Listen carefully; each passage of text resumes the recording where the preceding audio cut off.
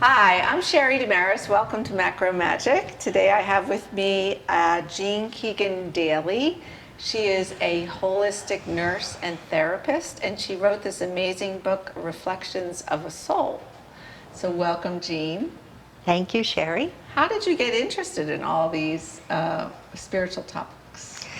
Well, it started a very long time ago when I was a young nurse, and I had an episode with a young child because I was a pediatric nurse. And that episode, which is highlighted in my book, led me to questioning a lot about our being, why we're here, why people live, what their purpose is, why did a child die so young? And prior to that, I had had experiences as a child that I was able to comfort. I'm the oldest of 6 children, so I was able to comfort my brothers and my baby sister. And there was something coming through my hands. I did not know what it was, but it seemed that it was helpful to them. So after this experience as a young nurse, I decided that I was going to explore what were we really about. And I was raised very strictly in a religious home, and I just felt that God was much more than what I was taught. I felt that there was much to explore. So in the meantime, I had a back injury, and my options in the medical field were to either have surgery or that I might not walk again. And instead, I went to a chiropractor who was well known at the time. My father had gone to him. And as soon as I walked into his office with great difficulty, he said to me, "You're a healer." And I said, "No, I'm a nurse." And he said, "And you're a healer." Oh my gosh. And he started to describe how I was feeling. He said, "You have energy coming through your hands," which I did not realize was energy at the time. So he was really my first mentor. And he had a meditation group going on. So I didn't know how to meditate at the time. I joined the group, and from that group, I met many people who had the same visions that I did, that we are much more than we see. And I learned that my instincts were correct. We are spiritual beings having a human experience. As Deepak Chopra always says. Yes, yes. And so I just started to explore. And in the early 80s, I read Louise Hay's book, You Can Heal Your Life. So I called her. I was going to California, and I called her. And she agreed to meet with me. Oh my gosh. So we met, and I have that story in my book as well. And she said to me, "Jean Daly, you're going to write a book someday about your experiences. There are many experiences ahead of you." And I really didn't know what she was talking about, but I was so excited. So sure enough, I had many experiences in my life, and it took me from 1989, when I saw her, to 3 years ago, when I finally published my book. So my book is filled with stories of my mystical experiences, my spiritual journey, my journey as a holistic nurse, and how I've been able to help people realize what holistic means. And what other experiences can you share with the audience? What other experiences you had other than with the child? Yes, I've had experiences as a hospice nurse, and I have 3 of those stories in my book, which are all very uplifting. And how I was able to utilize my training, my belief in body, mind, spirit, emotion interplay, which is really the definition of holistic, how I was able to utilize that with all my patients, particularly my hospice patients. In those days, we went into the homes of patients, so it was taking care of the patient and their family.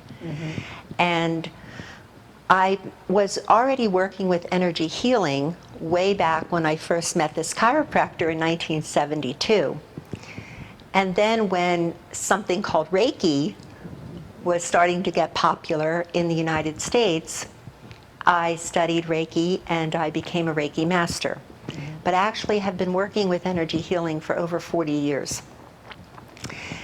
And I also was starting to teach meditation. I was teaching creative visualization. I actually developed 22 courses on my own that I taught in community colleges and in the hospitals where I worked.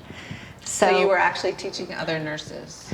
I was teaching other nurses, and yes, and I was teaching, although, and I do have one story in there about getting in trouble with administration for doing something that they didn't understand. Well, I know that hospitals now allow Reiki practitioners in the door, and it's so wonderful to hear, especially with hospice clients, you know, your abilities to put hands on people and give them energy or send them energy. Yes. So things have really changed in this new era we're in. You know, as before, they wouldn't even let you in the door. So you were way ahead of your time. Yes. My younger son called me a pioneer. And at the time, you know, I just knew that it was the right thing for me to do. Mm-hmm. And when I was, of course, this went against a lot of what I had been raised with. Mm-hmm. So it was very difficult for my family to accept what I was doing, what I was believing. Although I had a very good foundation, mm-hmm. I just built on that foundation. Mm-hmm. And I saw everything as multidimensional, multifaceted. And I really believed that the way I was able to help people was really following my soul's truth and my soul's journey. I believe we all have a mission here. We have a purpose. And one of the stories in my book, one of my hospice patients, it was finding his purpose that really made a big difference in his life. Mm-hmm. And I feel as though we have so much within us that is part of the divinity with which we were created. Mm. And some people relate to that divinity as God, creator, universe, source. Mm-hmm. It really doesn't matter what you call this creative energy. I was raised to call this creative energy God, which I still do. Mm-hmm. Although I can interface the words with universal energy, source of all creativity. And I believe that the foundation of God is love. So we were all created in love. Mm-hmm. And we're here, I believe, generally, as beings to explore and experience this earth dimension. Mm-hmm. Yet we get so involved with this physical world that we forget who we really are, mm-hmm. which is a spiritual being. Mm-hmm. And the remembrance of that is the journey for everyone. Mm-hmm. And helping others to attain that remembrance is what I believed was my journey in the way that I've done it. Yeah, the body itself has so much wisdom. Yes. I mean, when we teach macrobiotic cooking or macrobiotic philosophy on the show, we talk a lot about how, you know, it's more of getting out of your own way and allowing the healing process to come through, allowing your body to tell you what you need to eat, allowing your spirit to guide you. Because there is a wiser part of you, like you said, that we all need to listen to. We do. And the way to do that, in my experience and in teaching other people how to tap into that, is by being very quiet. Mm-hmm. And there is a quote from the Bible, "Be still and know that I am God."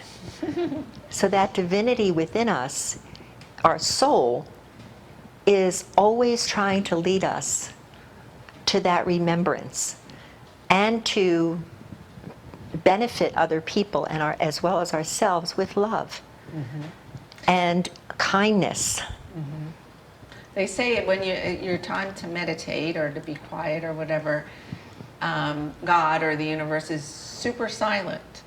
So you have to actually tiptoe and be very, very, very quiet in order to pick up the energy, that creative energy or those messages that you want to hear. Yes, that's right. And I struggled for a while in the beginning trying to define what was my intuition, what was that soul of mine telling me, and what was my mind telling me. You know, so in order to really distinguish the difference, I learned to meditate, and I stop every day, no matter what I'm doing, and just breathe. And breathing, conscious breathing, I know people say, oh, you breathe all the time. That's automatic breathing. But when you consciously breathe, it settles your mind. And it centers you. And from that center place, even if I'm washing dishes or I'm doing laundry or, you know, just those tasks at home, there's always a chance, no matter what you're doing, to breathe, even close your eyes and listen to that still, small voice within. Yeah, and a lot of times they say when you switch your breathing, you switch your thinking. Yes. So if you're in a busy job and you just feel overwhelmed, can't think clear, breathing. If you're acting on stage, deep breathing. If you're going to, you know, speak in public, deep breathing. So it's always the same message. Yes, it is. There are a few other things that I've learned along the way that I've been able to teach people that help with calming you down so you can get to that place, besides the breath. And one of them is a very simplistic thing, and that is finding your collarbones, and then on either side of your collarbones, come down about an inch, and there's two little indentations. So you want to put two fingers on one side, your thumb on the other side. You'll feel those little indentations between your collarbone and your first rib. And you put your other hand over your navel. And that's called the Hara. And you just rub for about 15 seconds. Feels great. Yeah. Sometimes these points are sore. And when they're tight. Yes, and that means that there's stress in the body. So this actually is a point of acupuncture, acupressure really. And after doing it for 15 minutes and breathing, 15 seconds, I'm sorry. It's your lung point, your lung acupuncture point. Yes. And it also helps with calming people down when they're nervous or fearful. And then you switch. Okay. Do it with the other side. Okay. And this next exercise is to help the immune system, right? Yes. So this is also very simplistic. Where this little indentation is in your throat, it's called the teacup. Go down 2 fingers, and you'll feel a little bump. That is where your thymus gland is. And even though adults have very little bit of their thymus gland left, this still is very effective. You just want to tap it. You don't have to tap it hard. Just tap it 20 times. And that, in the moment, actually facilitates strengthening of your immune system. Nice. Between 30 and 70%. Something we all need right now during the pandemic. Yes. Oh, that's great. Yes. Tell us a little bit more about your book. And I know that you've been on tour for book signings. We have some photos of you actually working. This is one of your book signings that was set up.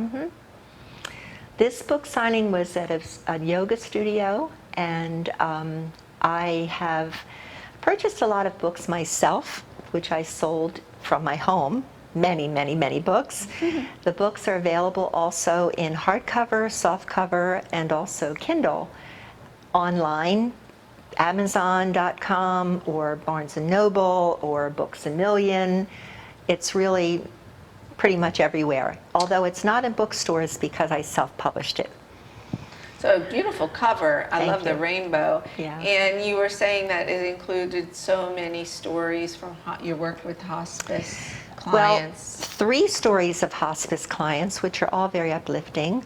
And there's a story that I have in there about my father, who didn't really believe in anything I was doing until I asked him to just allow me to do some Reiki healing on him. So I won't tell you the end of that story, but it's pretty phenomenal. I've also had some real difficult times in my life, and spirit has always been there. My angels, my spirit guides, all part of this universal God that I know and feel very connected with. We all are very connected if we allow ourselves to realize that. That I have just had some very mystical experiences when I thought I was in danger, when I thought I was very scared, when I was very scared, when I had a very profound near-death experience, and I have that detailed in the book. And it was so phenomenal that I did not want to come back from where I was going. Yeah, they often say that. Oh my. And when I was told I had to come back, I was unhappy about that. I was very upset. I didn't know for 12 years what that actually meant, why I had to come back. And I have it detailed in the book, why. It was just wonderful. And it has to do with my grandson. And he's now 21. He wasn't even born. My son wasn't even married at the time.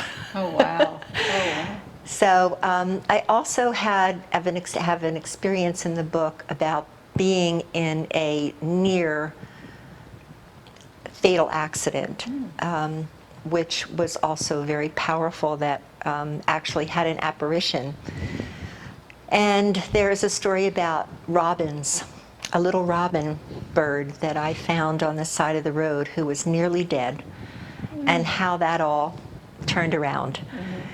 And what I did to facilitate that healing.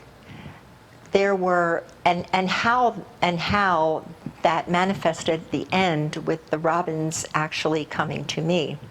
Oh, oh my gosh. I know, with Reiki, you can work it on animals as well Yes. as humans. Absolutely, yes. The first chapter in the book is really the story of how I got into all of this in some detail, and how it really changed my relationship with my family for a while, because they really didn't understand. And I'm the oldest of 6 children, so my job was to be the example setter. And I went off on this other road. So it brings me back to the point where I believe that each of us has a purpose here. And we need to follow that purpose. We have general purpose, which is to really share love, to really be kind, no matter what, and especially in this day now, Yes. with so much important. chaos in the world, Sherry. We don't have to condone someone's behavior. We don't have to accept that someone has hurt us, so we need to get back. No. We just move away from that person, bless them, and come back to knowing the truth. Everyone has a soul. And God, universe, spirit, source is with us, within us all the time. It is we who forget, or we who dismiss that. So getting back into that awareness and getting back into that communion is so important. And your life becomes less dramatic. It becomes more settled, more calm. And from that calmness, that's when you can be the energy support that someone else needs. So instead of being worried about something, what I do is, of course, I might be anxious. My oldest son was an airline pilot at one time, right during 9/11. And I was very worried because he was flying that day. So I recognize that, and this is just an opportunity for all the people listening to know that you don't have to stay in that worry. Take a breath, breathe out the worry, breathe in light, breathe in love, and imagine the person or the situation that you're worried about is surrounded with beautiful white protective light. We cannot say what's going to happen, but that's how we can help. And we always want to imagine that the person is experiencing their highest good.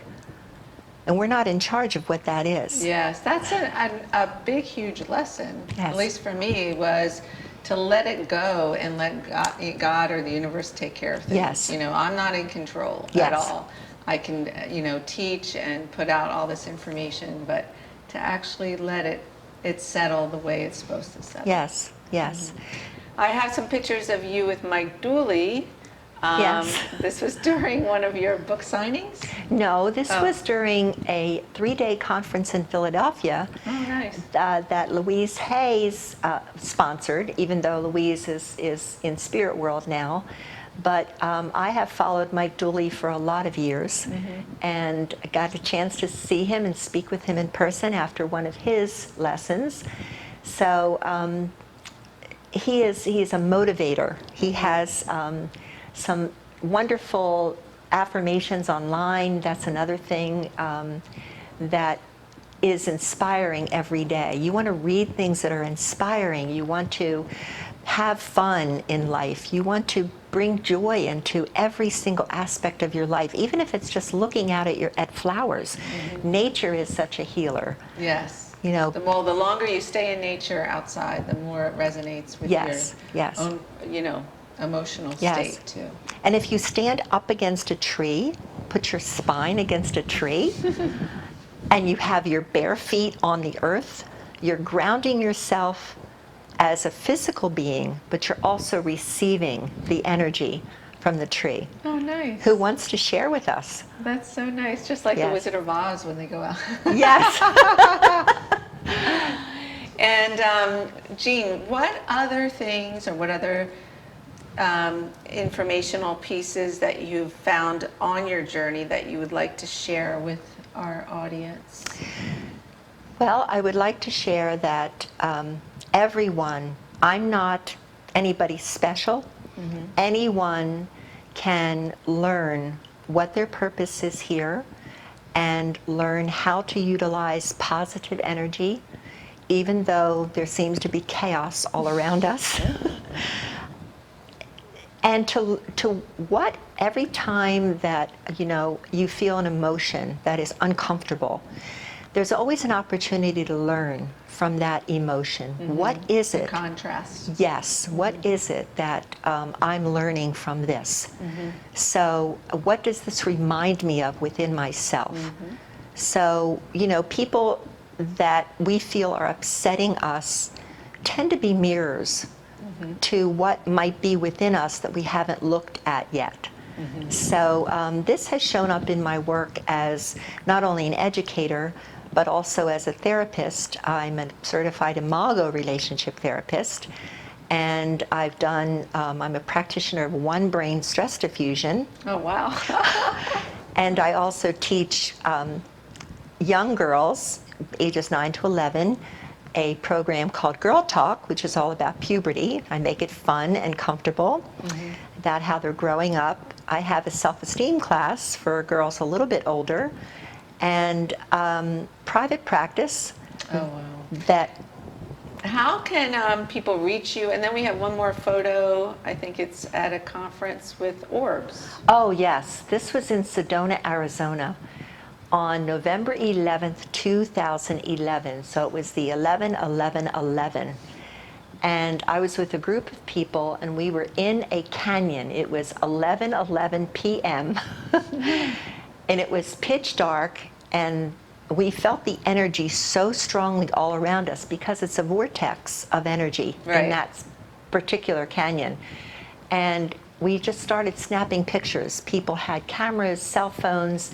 We couldn't see these with our naked eye, but look at the orbs. They are energy orbs. And it was the most beautiful, satisfying, intense feeling of love and energy from all those orbs. And everyone has that picture. So it Yeah, was. it's interesting how they show up on the camera. Yes, yes. And you realize that there's energy all around you that Yes. you're not aware of. Well, how can people get in touch with you if they want to order your book or call you for one of your many sessions that you offer? May I hold this up? Okay. This, hopefully you can see this. You might want to read from it. Yes. I live in Columbus, New Jersey, and I work out of my home. My phone number is 609-273-4090. You can reach me at jlifespirit@comcast.net. And I'm a body, mind, spirit, health, and wellness counselor, educator, and therapist. And I've been practiced 35 years in private practice. I'm now semi-retired, still working part-time. And my book, I have books for sale in my home that I can mail to people, or you can get them online.